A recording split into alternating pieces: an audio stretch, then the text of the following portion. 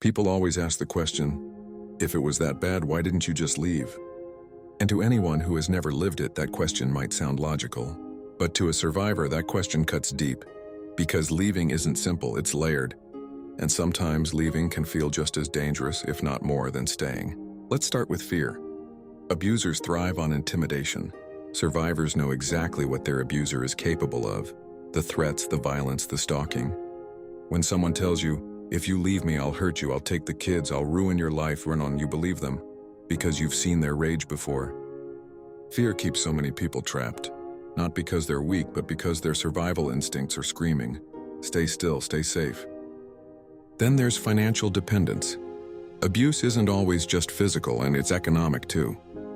Many abusers control the money. They take your paycheck, put everything in their name, cut off access to bank accounts, or discourage you from working. Imagine having kids to feed, no savings, no credit, no car, and nowhere to go. The choice isn't simply leave. The choice becomes leave and starve, leave and be homeless, leave and risk my children suffering.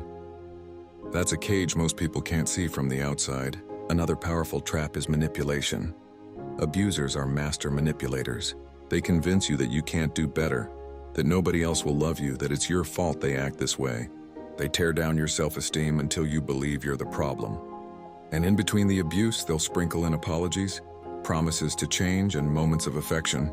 This creates what's called a trauma bond, a psychological attachment that makes leaving feel like ripping away a part of yourself.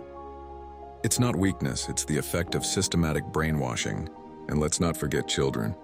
Survivors often stay because they believe enduring the abuse is safer for the kids than leaving. They fear losing custody to the abuser, fear their children being harmed during visits, or fear raising kids without financial support. Some even stay because they want to keep the family together, thinking that protecting their children from the pain of separation is worth their own suffering. But here's the hard truth. Kids notice. They absorb the tension, the yelling, the fear, and breaking the cycle sometimes means breaking free.